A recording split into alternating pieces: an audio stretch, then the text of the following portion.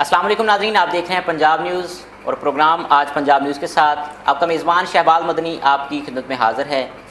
और आज हम खुसूसी प्रोग्राम करने जा रहे हैं। जैसा कि आपको मालूम है कि महकमा अनहार पंजाब का अहम तरीन महकमा है और पंजाब की ज़्यादातर आबादी जो है वो देहातों में रहाइश पजीर है और खेती बाड़ी से मुंसलिक है।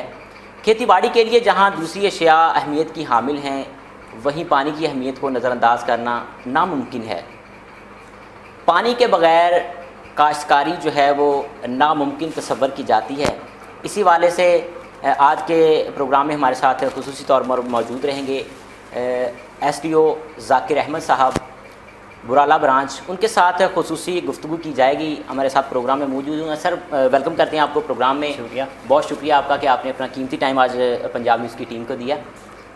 तो सबसे पहले तो मैं आपसे ये पूछना चाहता हूँ कि आप ये बताइएगा कि आप पर कौन कौन सी ज़िम्मेदारियाँ होती हैं बतौर SDO और आप उसको किस तरीके से जो है वो अपनी ड्यूटी देते हैं। ठीक है। हमारी मेन रिस्पॉन्सिबिलिटी तो ये है कि हमने वाटर किसानों तक पहुंचाना है। उसमें ये है कि हमने नहरों की सफाई करानी होती है, अगर कोई नहरों में कोई इशू आ रहे हैं उनको हल करना होता है। उसके बाद हमारी सेकेंडरी जिम्मेदारी होती है जो किसानों के आपस में कोई मामला हो जाते हैं, जैसे कोई लड़ाई झगड़ा का कोई इशू बनता है तो कोई नक्के वगैरह मौक़ों का इशू बनता है, वो हम हल करते हैं। ये सेकेंडरी है। जो मेन हमारा पर्पस यही है कि हमने पानी किसानों तक पहुँचाना है। बाकी अगर किसान उसको किस तरह डिस्ट्रीब्यूट करते हैं वो किसानों की अपनी वो होती है। ठीक है। यहाँ पर किसान जो है वो कौन कौन से मसाइल ज़्यादातर लेकर आते हैं जिनको आपको फौरी तौर पर हल करना चाहिए। एक तो जो मेन उनका इशू होता है कि ना वो कोई किसी किसान का वो खाल गिरा देता है, उनका पानी बंद होता है। उस पर तो ये होता है कि हम फौरी वो करते हैं कि जैसे ही हमारे पास रिपोर्ट आती है हम उनको बहाल करवा देते हैं खाल का। अब कोई थोड़ा सा कम्प्लेक्स केस ये होता है कि वो किसी और की ज़मीन में से गुजारा होता है पानी, उस केस में थोड़ा सा वो टाइम लगता है, तहकीकात करने में थोड़ा टाइम लगता है। कोई रेवेन्यू का इशू हो जाता है कि ये हमारी कोई वट में वो खाल बना होता है, उसका इशू ज़्यादा होता है, वो उसमें थोड़ा टाइम लगता है। अच्छा, किसानों की शिकायत आती हैं कि टेल पर पानी कम मिलता है, जो पहले वाले किसान हैं वो पानी ज़्यादा इस्तेमाल करते हैं, इस पर क्यों नहीं गौर किया जाता? मतलब ये जो प्रॉब्लम है इसको हल क्यों नहीं किया जा रहा? ये था कि ना अगर हम इसकी एग्जांपल दें, समुद्री की एग्जांपल लें, हमारे समुद्री में एक मेरे नैन नहर चलती है, फारूक डिस्ट्री चलती है, उस पर की लाइनिंग हुई है। जब से लाइनिंग हुई है तो उसमें ये कि टेल पे पानी ज़्यादा जा रहा है, जो ऊपर मोगे हैं वो थोड़े पानी कम लेते हैं। अब टेल वाले तो वहाँ पर तो वो हैं। बाकी बास डिस्ट्रीज़ ऐसी हैं जिसमें टेल में पानी की इतनी ज़रूरत नहीं होती, क्योंकि अंडरग्राउंड वाटर उनका ठीक होता है, तो वो यही करते हैं कि मोस्टली वो टेल वाले पानी नहीं लगाते हैं। इसमें हमारी कचवानी में हमारी किलियामला डिस्ट्री है, उसका मेन इशू ये रहता है कि हम टेल तक पानी पहुंचाते हैं, 1-2 महीने वो टेल पे पानी लगाते हैं, अगले महीने जाके वो बंद कर देते हैं कि पानी नहीं चाहिए होता उनका, वो कहते हैं हम ट्यूबवेल लगा के हम पानी लगा रहे हैं। ठीक है। और अगर मोगा तोड़ने के वाक़यात सामने आते हैं तो उसकी सज़ा कितनी है और उस मुल्ज़म का जो तयन है वो आप किस तरीके से करते हैं? उसकी तो एक तो है कि ना हमारा PPC का वो है सेक्शन 430 है, उसके तहत वो सज़ा देते हैं उसकी। उसमें मैक्सिमम 5 साल तक की सज़ा होती है। उसके पास फ़ाइन भी होता है साथ। इनमें से या फ़ाइन कर देते हैं या फिर सज़ा दे देते हैं, या फिर दोनों भी दे सकते हैं। मोस्टली तो ये होता है कि जब कोर्ट में जाता है ये केस तो वहाँ पर यही होता है कि फ़ाइन लेके ना उनको वो कर देते हैं, बरी कर देते हैं। बाकी इसका तयन ये करते हैं कि हमारे पास जब कोई वाक़या रिपोर्ट होती है, हमारे सब इंजीनियर रिपोर्ट करता है कि ये मोगा टूटा है, तो हम उसकी तहकीकात कराते हैं ज़िलेदार से। वो मौके पे जाता है, वहाँ पे जाकर देखता है कि किन लोगों ने पानी लगाया है और ये किस वाड़ी में ये मोगा टूटा है, उस पर उसका नाम तयन करते हैं। उस पर हम इस्तिगासा पुलिस को भेजते हैं, उस पर वो पर्चा कर देते हैं। अगर कोई थोड़ा सा कोई पीछे पड़ के पर्चा करवाना पड़ता है, वरना वो कर देते हैं पर्चा।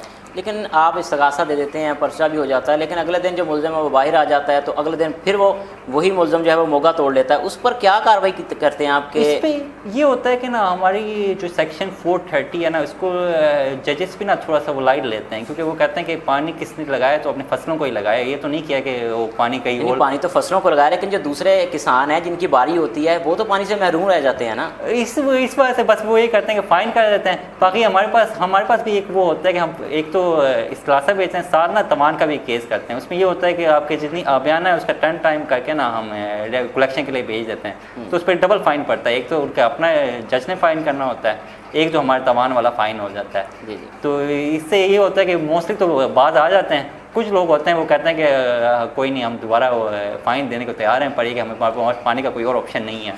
तो उसमें यही होता है कि हम उन पर पर्चा भेजते हैं, उन पर पर्चे होते रहते हैं उन पर। जब आप इस्तगासा देते हैं मुतल्लिका थाने को, तो दफ़ा 430 के तहत उस पर फौरी पर्चा दे दिया जाता है या टाल मटोल की जाती है? ये है कि कुछ केसेस होते हैं जब उसमें फ़ौरन दे देते हैं, कुछ होता है कि उसमें टाल मटोल होती है। वो ये कहते हैं कि सीज़न के एंड में ही हम पर्चे करते हैं एक साथ।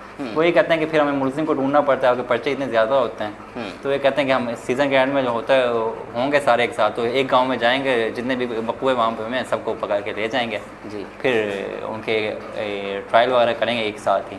तो इस वजह से वो सीज़न के एंड में यूजुअली करते हैं। देखा जाता है कि पानी चोरी करना तो मामूल बन गया है। अक्सर औकात जो किसान हैं वो चोरी का पानी इस्तेमाल करना अपना फ़र्ज़ समझते हैं कि चोरी के पानी से फसल भी ज़्यादा होती है। तो ये इन वाक़यात को रोकने के लिए, जैसा कि आपने बताया कि किसी जो है इस्तगासे पर फौरी तौर पर जो है वो FIR दे दी जाती है, कहीं टाल मटोल की जाती है। अगर हायर लेवल पर इन चीज़ों पर जो है वो फोकस किया जाए और पानी चोरी को रोका जाए तो क्या कहते हैं किस कदर किसान खुशहाल हो जाएगा?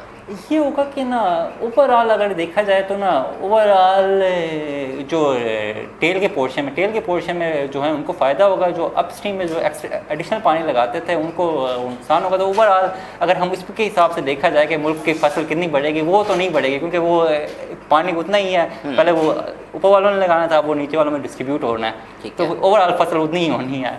पर बाकी ये कि जो नीचे वालों का नुकसान होगा वो नुकसानों से बच जाएगा।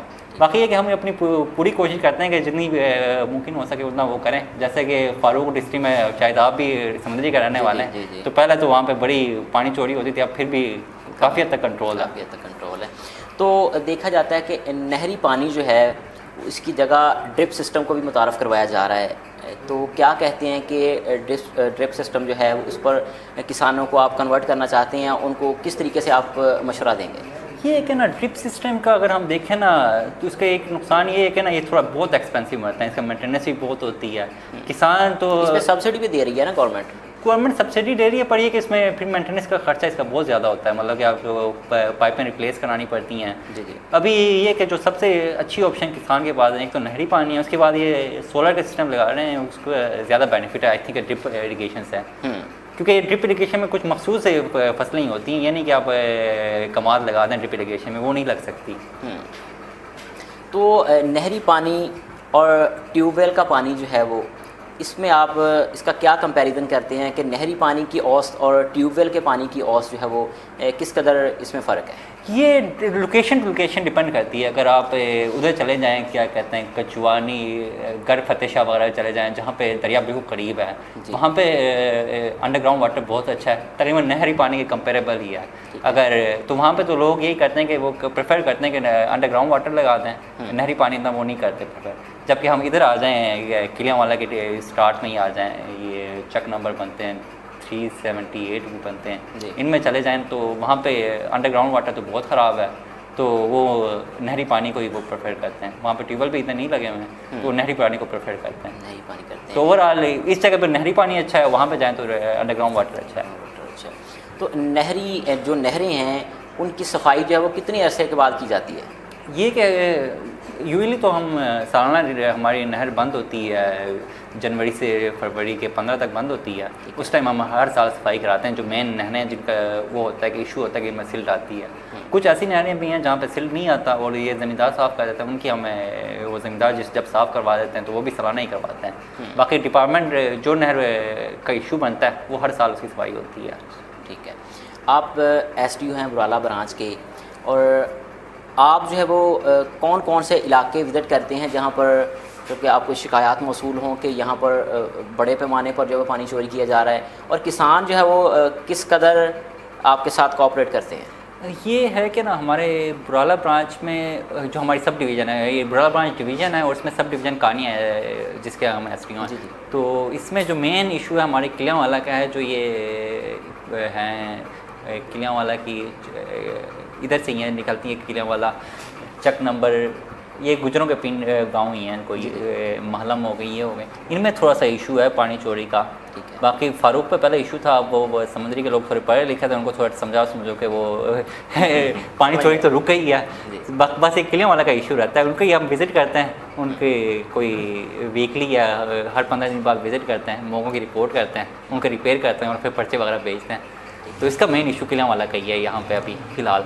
बतौर SDO आप समंदरी के किसानों को क्या मैसेज देना चाहते हैं नहरी पानी के हवाले से? मैं उनको यही मैसेज देना चाह रहा हूँ कि समुद्री के भी और स्पेशली ये किलियाँ वाला है कि किसानों को यही मैसेज देना चाह रहा हूँ कि ना ये आपका जो आपका राइट बनता है उससे भी आपकी इतनी फसल होनी है जितना आप इलीगल तरीके से पानी लगाते हैं। तो इससे एक तो ये कर रहे हैं कि आप थोड़ा अपने हलाल की कमाई में हराम ऐड कर रहे हैं, और दूसरा ये कि दूसरे किसानों का भी नुकसान कर रहे हैं। तो इससे ये बेटर ऑप्शन यही है कि आप कोई लीगल तरीका अपनाएं, आप कोई एप्लीकेशन वगैरह मूव करें कि आपका पानी कम है, आपका पानी इंक्रीज़ कर दिया जाए, बजाय इसके कि आप आके मौके तोड़ें और लोगों का नुकसान करें, आगे वाले लोगों का नुकसान करें। ठीक है, इससे पहले आप किस किस जगह पर जो है वो एसडीओ रह चुके हैं? ये है कि ये मेरी पहली पोस्टिंग है यहाँ पे, 2021 में हम यहाँ पे आए थे, और ये कोई 5-6 महीने ही है, उसके बाद उम्मीद है कि ट्रांसफ़र हो जाएगा, 3 साल पूरे हो जाएंगे यहाँ पे। अच्छा, ठीक है जी। नाज़रीन, जैसा कि आपने सुना है कि आज के प्रोग्राम में हमारे साथ मौजूद थे एसडीओ बुराला ब्रांच ज़ाकिर अहमद साहब। इन्होंने नहरी पानी के हवाले से जो है वो तफसीली ब्रीफिंग दी है, और जो किसान पानी चोरी करते हैं उनको किस तरीके से पकड़ा जाता है और उन पर कौन सा मुकदमा दर्ज किया जाता है और कितना उन पर जो है वो तावान डाला जाता है, तमाम तर तफसीलात आपने जो है इन्हीं की ज़ुबानी सुनी है। तो समुद्री के किसानों को इन्होंने मैसेज भी दिया है, बल्कि ओवरऑल किसानों को मैसेज दिया है कि पानी चोरी करने से भी उतनी ही फसल होती है जितनी कि आपका जो टाइम है, आपका हक है, जितने पानी पर जितना लगाकर आप फसल काश्त करते हैं उतनी फसल की औसत ही चोरी के पानी से भी आती है। लेकिन ये जो गुनाह है, ये चोरी है, इसको छोड़ें और हक हिलाल की कमा कर खाएँ। और इन्होंने ये भी बताया है कि अगर कोई मोगा तोड़ता है तो उस किसान पर जो है वो किस तरीके से कार्रवाई की जाती है और इनकी टीम जो है वो किस तरीके से वर्क करती है। मैं उम्मीद करता हूँ कि आज का ये प्रोग्राम आपको पसंद आया होगा। अगले प्रोग्राम तक मुझे और मेरी टीम को दीजिए इजाज़त। अल्लाह निगहबान। पाकिस्तान जिंदाबाद।